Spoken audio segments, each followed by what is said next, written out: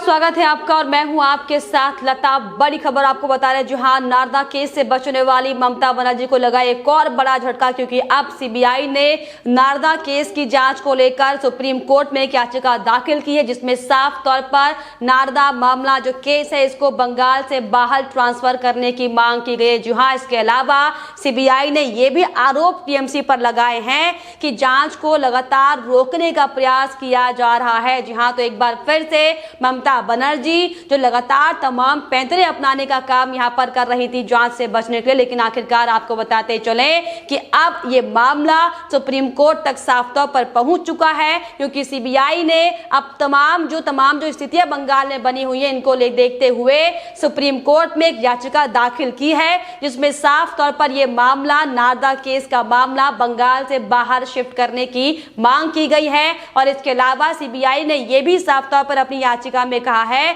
कि लगातार इस जांच को रोकने का प्रयास किया जा रहा है, जिसके चलते हालांकि यह मामला अभी कोलकाता हाईकोर्ट के पास है, लेकिन सीबीआई को यह डर है कि अगर कोलकाता हाईकोर्ट इन्हीं के पक्ष में कोई फैसला सुनाता है तो फिर ये सारे जो तमाम सबूत जो चार्जशीट में पेश किए गए थे इन्हें मिटाने का काम किया जाएगा। और इसी को ध्यान में रखते हुए एक्टिव मोड में आते हुए सीबीआई ने अब सुप्रीम कोर्ट का रुख किया है और अपनी याचिका दाखिल कर उनसे मांग की है। तो जिस तरीके से आपको बताते चले कि लगातार हम ये देख रहे थे कि पिछले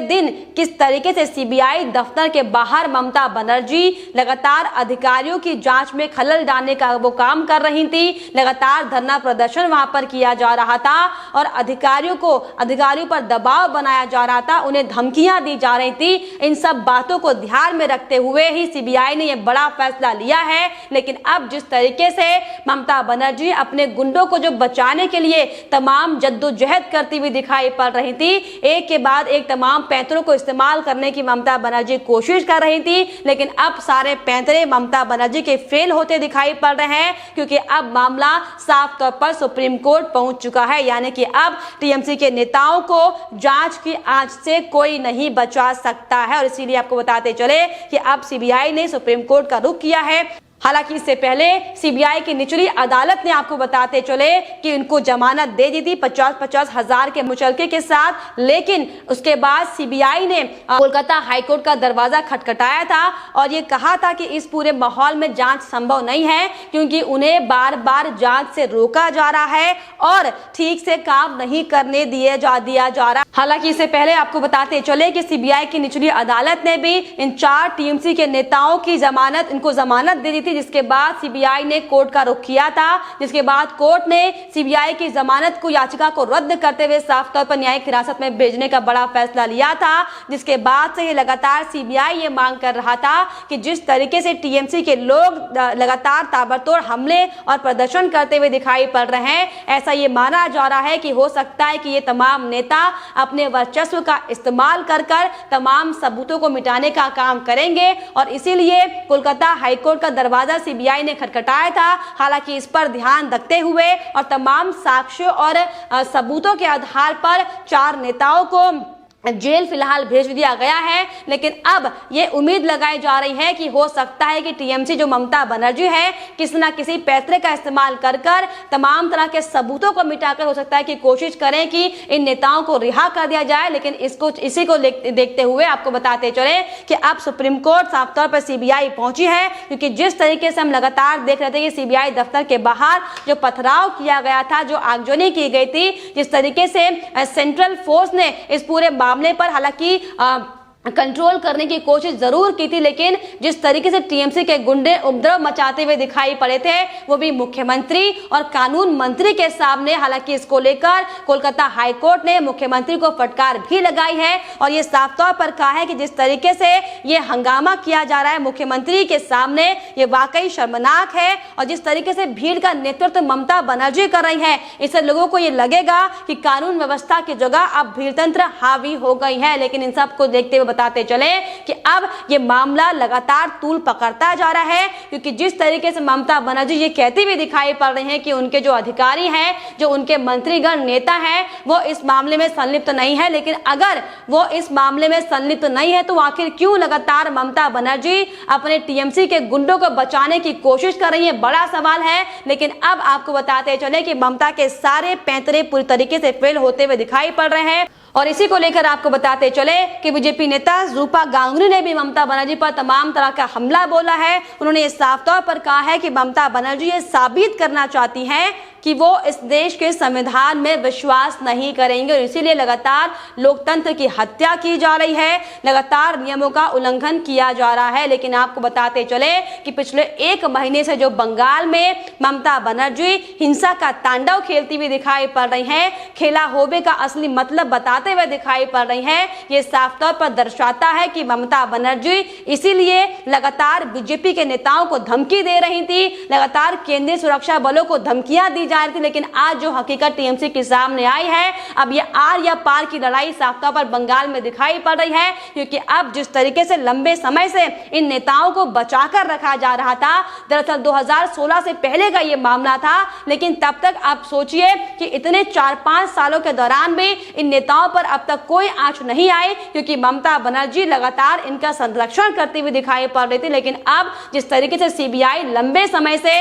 इन नेताओं के खिलाफ जांच की मांग कर रहा था और इसी कड़ी में राज्यपाल ने भी साफ तौर पर शपथ ग्रहण से पहले मंजूरी इस पूरे मामले को लेकर दी थी और इसी कड़ी में लगातार सीबीआई की टीम पूरे मामले की जांच में लगी हुई थी। और इसी को देखते हुए 17 मई यानी कि बीते कल को तमाम नेताओं के घर पर सीबीआई ने छापेमारी की थी और तमाम अलग अलग जगह पर हुई छापेमारी के बाद ही चारों नेताओं को सीबीआई दफ्तर पूछताछ के लिए लाया गया था, जिसके बाद से ही लगातार बंगाल में ममता बनर्जी का असली रूप देखने को मिला था। क्योंकि जिस तरीके से हम लगातार आपको रिपोर्ट्स भी दिखा रहे हैं कि बंगाल में जो हिंसा का तांडव मचा हुआ है, किस तरीके से खून की नदियां बहा दी गई हैं, महिलाओं के साथ 20-20 साल की बच्चियों के साथ खुलेआम बलात्कार किया जा रहा है। लेकिन ममता बनर्जी उनसे मिलने का तक समय नहीं निकाल पाई। लेकिन जब उनके नेताओं पर जांच की आंच पड़ी तो किस तरीके से ममता बनर्जी भागती फिरती सीबीआई दफ्तर पहुंची और अपना 6 घंटे का समय बर्बाद किया। सोचिए मुख्यमंत्री के लिए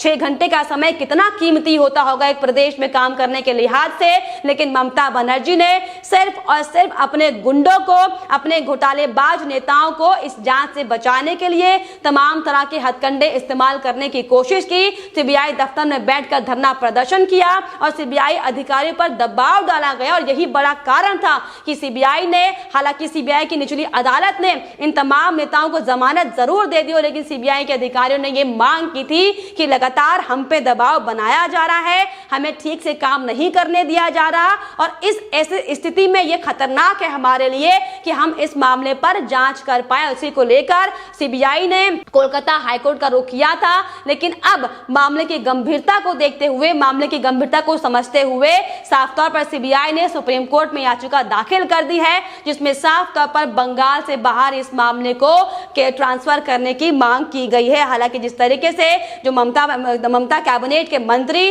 फिर चाहे वो फिरहाद हाकिम हो, सुब्रत मुखर्जी हो या फिर विधायक मदन मित्रा या शोभन चटर्जी हो, इन तमाम नेताओं को अभी फिलहाल जेल में रखा गया है और मदन मित्रा और शोभन चटर्जी की स्वास्थ्य की हालत को देखकर लगातार सुप्रीम कोर्ट इन पर नजर बनाए हुआ है। क्योंकि जिस तरीके से जेल में जाने के बाद से ही इनकी तबीयत खराब लगातार होती दिखाई पड़ रही थी, लेकिन इस पर भी लगातार निगरानी बरकरार है। लेकिन अब आपको बताते चले कि तमाम टीएमसी के गुंडों को जांच की आंच से कोई भी नहीं बचा सकता, फिर चाहे वो ममता बनर्जी क्यों ना हो, फिर चाहे वो टीएमसी के बहुत बड़ा लीडर क्यों ना हो। क्योंकि जिस तरीके से जो बड़े बड़े क्राइम, जो बड़े बड़े अपराध बंगाल में अब तक हुए थे, इनका साफ तौर पर फैसला होने का वक्त आ चुका है और यही बड़ा कारण है कि लगातार बंगाल में हिंसा का तांडव, बदले की आग ममता बनर्जी निकालती हुई दिखाई पड़ रही है। हालांकि वो लगातार बीजेपी पर तमाम आरोप लगा रही है कि बीजेपी हार को स्वीकार नहीं कर पा रही, लेकिन दरअसल जो मुद्दा है, जो मसला है, वो ये है कि ममता बनर्जी